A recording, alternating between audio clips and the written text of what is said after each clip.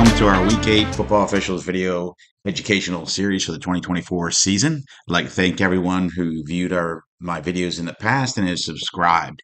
I look forward to this week's video as we are heading towards the latter part of the season and into playoffs here shortly. So let's get into our plays for this week. Our first play this week, we're going to talk about clock management and signaling of the clock. And we're going to see on this play here, we have a play near the sideline. And then we're going to see we have the referee giving the wind the clock signal, and then we have the line judge giving the stop the clock signal. So now we're sending mixed signals to our clock operator, who we probably met before the game, gave him instructions to key off of our signals. And here we're giving two different signals. So if you're the clock operator on this play, what do you do? So referees also, remember, the sideline officials, the line judge and head linesman should have the in and out of bounds spot. They have the best positioning. Let's be careful about giving a contrary signal to what they're giving, because these types of things will confuse our clock operators. The clock operators won't know what to do, and they'll begin to quit paying attention to our signals the rest of the game. Let's be consistent and give the same signal on the plays. In this play, we're going to see one of the wideouts here in the backfield go in motion, and then we're going to see the line judge throw a flag for what looks like illegal motion. So we're going to take this play and we're going to break it down more thoroughly. Specifically, we're going to focus on the mechanics here towards the play, at the end of the play especially. So right here, we have the player go in motion, and it looks like he turns upfield potentially early. Okay, fine. And then we're going to have the line judge throw a flag for this illegal motion. Right there, we have the line judge throwing the flag. That's fine. Everything looks good here so far. As we get in down further, we see the line judge moving downfield pretty quickly on this play. And then as he gets downfield about 2-3 yards, then we have the quarterback who's going to throw a ball out to the running back here. And the question here is this forward or is this backwards? So you got to be careful about moving upfield too quickly from the line of scrimmage on a play like this, because you want to have the best view you can on whether this ball is forward or backward.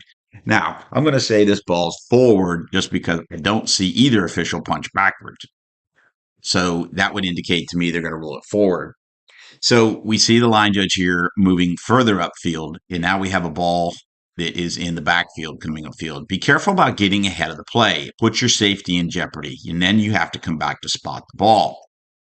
Now, he comes back to the spot and then immediately goes to report the foul to the official. That's fine. But as we watch this play further in the dead ball period, let's look at who has the spot or the end of the run.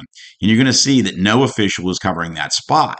The potential is a coach could decline this foul in certain situations, and then we would have to know where the end of the run is in the spot. And my question here is would we have that spot? Would we know that spot? Because we do not have the other official on the other side mirroring the spot forward progress. The line judge left the spot. And there's no other official covering that spot. So let's get our spots covered, forward progress, then go report the foul. And that would be the proper mechanics on this play. Next play here, we're going to focus on the two players that I've highlighted inside the gold circles.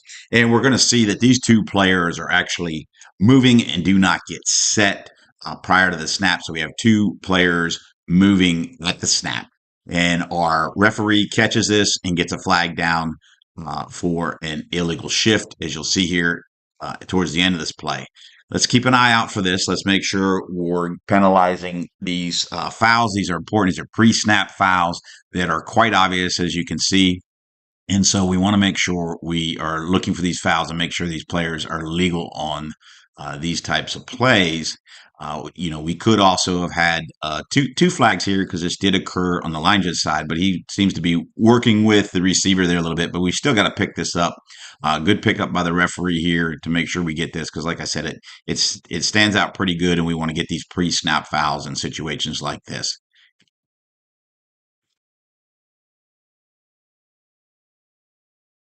In this play, we're going to take a look at it from both the sideline view and the end zone view. We're going to see the ball snap to the passer, quarterback, who gets it, and he runs outside the free blocking zone, throws the ball away, it gets beyond the line of scrimmage.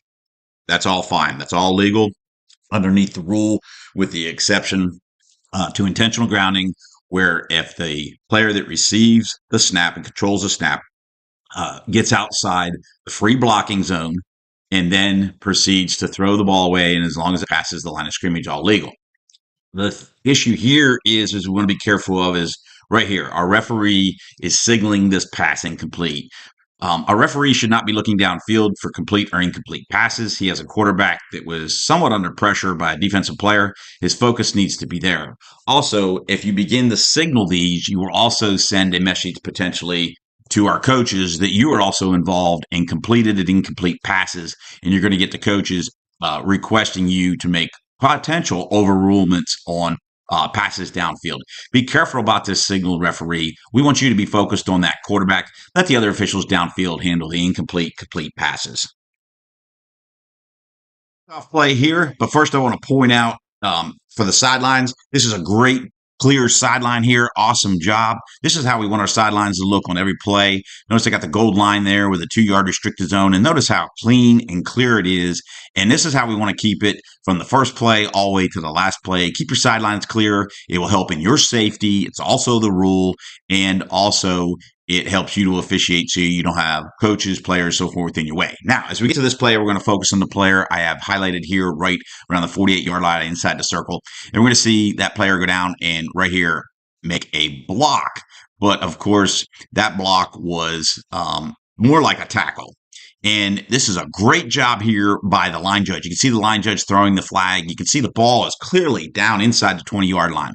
So what does this tell me? This tells me the line judge is doing an awesome job here of focusing on the line judge's area and not looking downfield at the ball, which frequently happens on kickoffs, right? We all get distracted by the ball, but the line judge does an awesome job here catching this, throwing the flag on that, and staying in his area.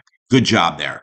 Also, as we point out here, we also on kickoff plays especially, we want to look where the engagements are. Okay, let's say this is the engagement zone right here around the 40, 41-yard line. So potentially, we could have all 5 officials right now looking at this area, focusing on these potential blocks or engagements of opposing players. The only person that should really be focused on the ball a little bit is the referee, and really the only thing in this situation is the referee's looking to see if the ball's possessed or not, whether it crosses the goal line or not. So we should really be looking at that engagement zone. But again, great job here by the line judge, staying in their area, doing a great job. Week's video, I had a play where we didn't have great goal line coverage on a play that involved the goal line. And in this play, we're going to look at the head linesman across the field. And this ball looks like it might be snapped just outside the 5. But the goal line is covered here by the head linesman. He does move down, does a great job. You can see him right here in position. And this is really important on this play because you can see there's an interception here that occurs right at the goal line area. And because of the awesome positioning, the great mechanics, and being in good position by the head linesman, you can see him right here, steps back from the goal line and use the stop the clock signal to indicate, we have an interception and so forth. He does a great job here. And by using these mechanics of being in position to the goal line, the head linesman is in great position to rule on this. And if coach says, hey, this should be a touchback, caught it in the end zone, we can say, hey, coach, the head linesman was in great position. You can see how he was on the goal line. Great position to see it, made the ruling, we're moving on. And so that's why it's so important to be in great position on these plays when the goal line's involved. Here we're going to focus on, obviously, the 2 players I've highlighted inside the gold circle. And we're going to have a defensive pass interference call here. And we see the head linesman and back judge do a great job being on top of this play. You're going to see the flags come in, and you're going to see them coming downfield. And they probably come together to discuss to make sure they have the same thing. And this is a good call.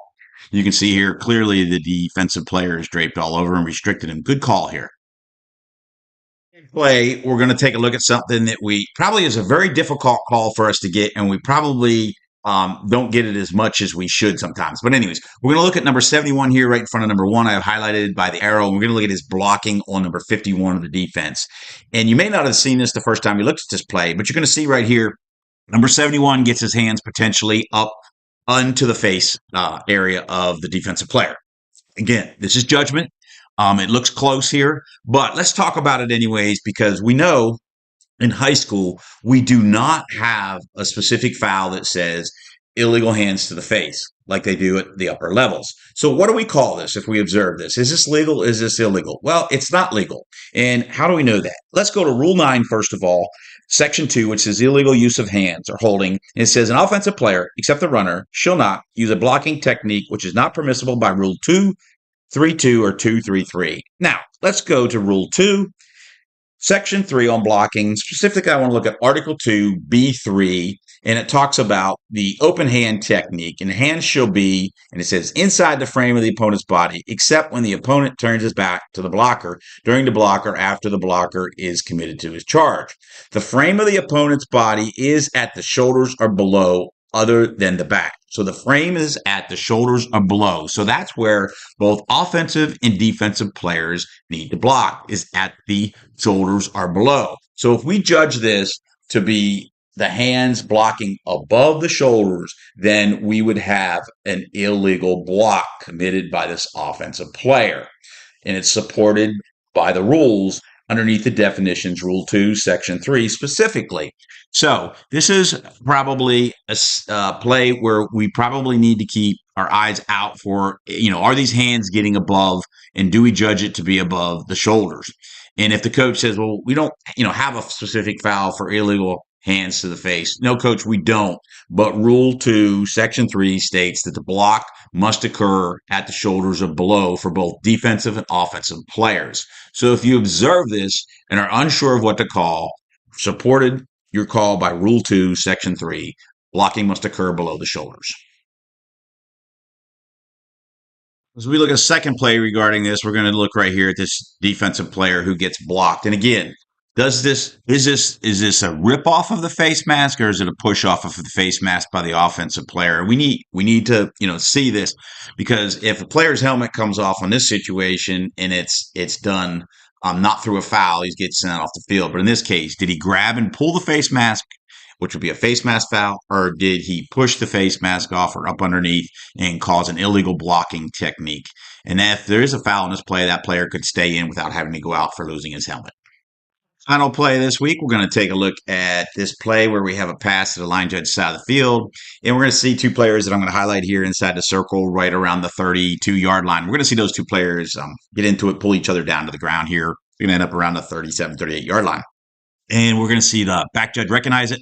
Does a great job coming in, because all the focus is up there around the 25 where all the other players are.